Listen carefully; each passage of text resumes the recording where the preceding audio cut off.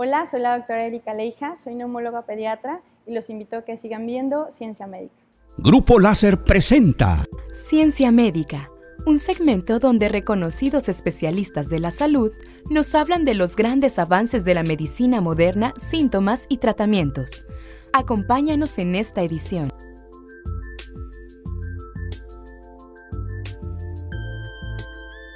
Una neumóloga pediatra es quien se encarga exclusivamente de las enfermedades respiratorias en pacientes pediátricos o en niños. Para las enfermedades más frecuentes, por decirlo de alguna manera, nosotros nos apoyamos mucho del pediatra como tal, ¿sí?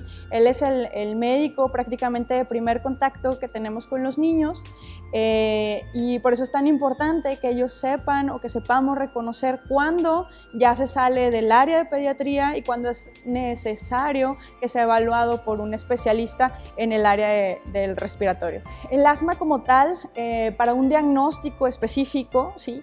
Se requieren unas pruebas específicas que son de función pulmonar. Eso se hacen a partir de los 5 o 6 años, depende de la cooperación del paciente. Sin embargo, en niños más pequeños, ¿sí? Hay muchas ocasiones que los síntomas, que a continuación diremos, corresponden, ¿sí? O es prácticamente lo mismo, ¿sí? Que el asma como tal. Entonces a estos pacientes se les ha nombrado a través de la historia de diferentes maneras, ¿sí? Ahorita algunos lo llaman sibilantes, ¿sí? O sea, que silban. ¿Por qué? Porque no le podemos dar el nombre específico de asma, ya que no tengo esa medición objetiva, que es la espirometría como tal, para decir o para dar un diagnóstico de asma, que es lo que me pide el consenso de neumología, ¿sí? Y los síntomas realmente son más comunes de lo que nosotros pensamos, ¿sí?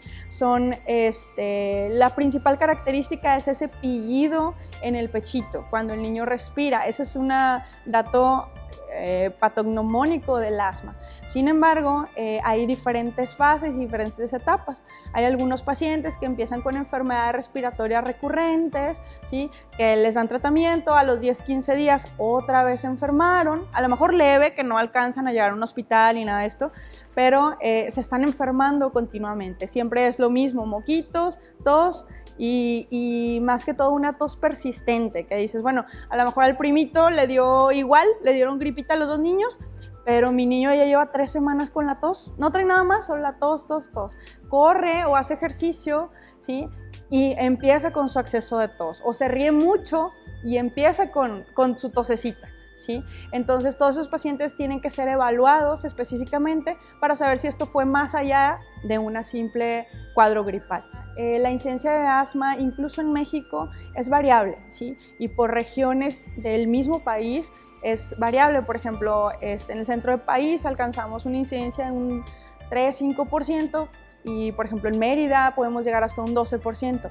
Aquí en el norte, que es lo que nos digamos interesa más en este momento, la incidencia también llega a ser elevada, ¿sí? Principalmente por las condiciones climáticas. Sabemos que aquí es un clima árido, desértico en la mayor parte del norte del país, seco, mucho polvo, y bueno, es una de las detonantes o digamos factores principales del asma, ¿sí? Otro factor muy importante es la cuestión genética, ¿ok? Las enfermedades como alergias en los papás o en la familia tienen mucho que ver. Realmente el asma es una enfermedad multifactorial.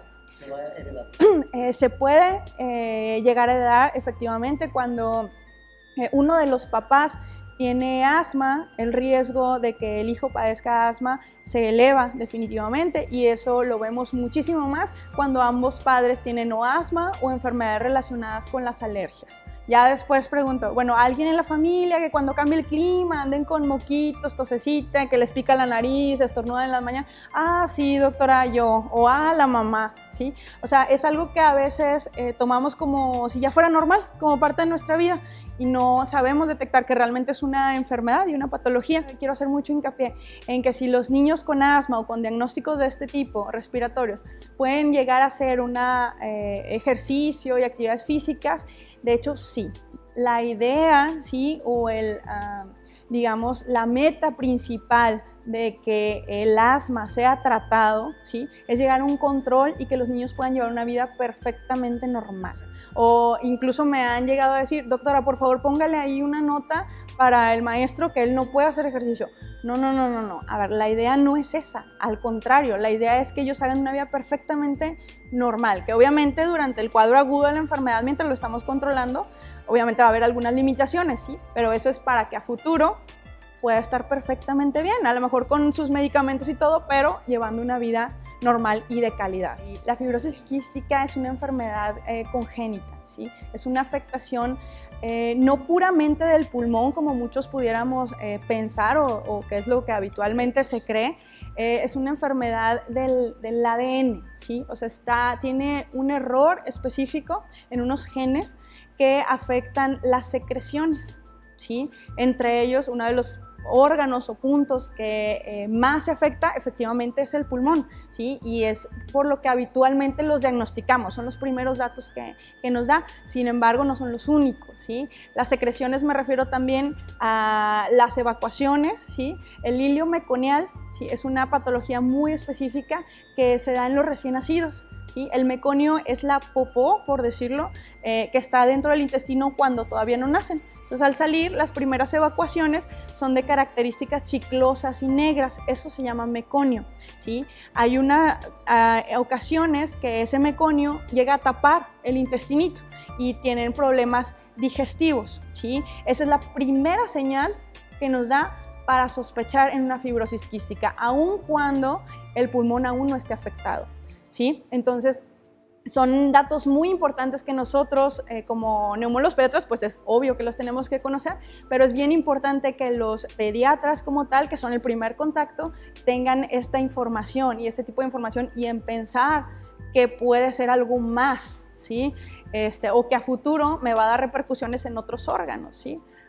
El humo de tabaco es uno de los principales o el principal factor que me pueden causar hiperreacción en las vías aéreas o bien que el bronquiecito o el pulmón se inflame, ¿sí? Es el único, aunque yo no tenga familiares alérgicos, aunque yo no tenga familiares con asma, aunque yo no haya presentado ninguna enfermedad antes, ¿sí? El solo hecho de la exposición del humo de tabaco nos puede afectar a todos, ¿sí? Y pues obviamente es más en los niños. Bueno, principalmente lo que mencionan, ¿no? Por parte de Secretaría de Salud, los horarios en los que se debe de tratar de no exponerlos al sol, ¿verdad?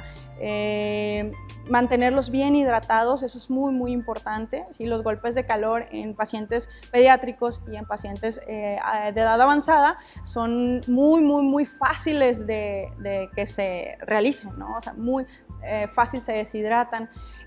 Mantenerlos en un ambiente, tratar de que el ambiente esté templado, tampoco frío, ¿sí? Ni muy caliente, porque luego a veces llegamos y 18 grados, ya rápido que se enfríe. Y esos cambios de temperatura son los que muy comúnmente nos afectan en vías respiratorias, ¿sí? No tanto que esté frío o que esté caliente el lugar, sino los cambios repentinos, porque luego tenemos en la habitación que está súper fría, bien rico, bien padre, salimos a la cocina y el golpe, ese cambio es lo que me afecta la motilidad de los cilios y muchas otras cosas que luego propician a una enfermedad. Sí, definitivamente está indicado la vacunación, ¿sí? Eso no hay ni duda, ¿sí? Nos protege muchísimo. Luego, esta parte de la desinformación o de las confusiones que luego existen, porque he escuchado, es que doctora, lo vacuno y se me enferma, o sea, ya sé, mejor ya ni lo vacuno y lo pasa bien. Ojo, la vacuna no es para protegernos de gripitas habituales, ¿sí? La vacuna me va a proteger de una influenza. Influenza estamos hablando de enfermedades que afectan al pulmón que me lo van a llevar a hospitalización, que me lo vayan a llevar a una neumonía grave, que me lo van a llevar a una unidad de terapia intensiva, que va a necesitar o va a requerir un tubito para que respire. O sea, a ese tipo de enfermedades es para lo que me va a proteger o para lo que yo quiero o para lo que yo le estoy vacunando, ¿sí? No para a lo mejor las estacionales y las gripitas que son 2-3 días de moquitos, ¿me explico? Y entonces esa es la importancia porque hay muertes por influenza, ¿sí? Y en los niños obviamente es muchísimo más. Aquí en Laredo, en las épocas altas, digámoslo así, de esta patología, este virus, pues realmente en ocasiones en sector salud, sí, sabemos desgraciadamente cómo a veces está la situación, no es posible dar un diagnóstico como tal. Sin embargo, las características de la neumonía, ¿sí?, que han presentado los pacientes, dices, esto es influenza porque es influenza. Me explico, aunque no tenga el papel que me lo diga, inclusive se da tratamiento, ¿sí?, para la influenza y muchos de estos pacientes mejoran, a pesar de que ya tenían muchos días con antibióticos, sin cambios, el paciente grave, con oxígeno, con todo, ¿sí? Y pues ahí tienes que iniciar tratamiento empírico cuando no se cuenta con los, para el diagnóstico como tal, y mejoran. No estoy en contra de los médicos generales de las farmacias, etcétera, ¿sí? Pero muchas veces ellos no están capacitados para atender población pediátrica, ¿sí? Entonces, les digo a mis pacientitos, a ver, ¿cuántas veces fuiste con tu médico de la farmacia? ¿Sí? No, pues 5 veces y ya tardé un mes y hasta que te decidiste ir con el pediatra. Exactamente, y el pediatra ya te mandó acá porque ya estabas complicado, ¿sí? Entonces, al final de cuentas, resulta que perdemos el mismo dinero o más, ¿sí? Tiempo, que para nosotros es súper importante, ¿sí? Y pues obviamente todo el estrés y preocupación que embarga la familia, ¿verdad? Porque no es nada más que el niño esté enfermo, ¿sí? Es que la mamá lo tiene que cuidar, el papá tiene que dejar de ir al trabajo, no duerme, etcétera, ¿no? Entonces, el consejo que yo les podría dar es acudan con un pediatra. Cuando su paciente se enferme, un paciente pediátrico, acudan con el especialista, que es un pediatra, ¿sí? Ellos ya sabrán detectar lo que pueden manejar y lo que tengo que ver o lo que tenemos que ver los subespecialistas, ¿sí? Ahora, si ustedes ya les sonó muy familiar todo esto de que, que la tos, que cuando corre, que sí, o que se enferma cada rato, bueno, pueden tomar la decisión, claro que sí, de acudir directamente conmigo sin ningún problema, ¿sí? Y ya nosotros veremos qué tratamiento o qué otros estudios tenemos que hacer, que a lo mejor son más específicos, más allá de una radiografía, más allá de unos laboratorios, ¿sí?, que muchas veces no sabemos que existen, ¿sí?, y que nos ayudan muchísimo para detectar este tipo de enfermedades. Bueno, ahorita mi consultorio está ubicado en el área de consulta del Hospital de Especialidades, es el número 201. Ok, el horario es de 9 de la mañana a 1 de la tarde y luego de 4 a 8. De preferencia previa cita, por ahí les pasaremos los números de contacto.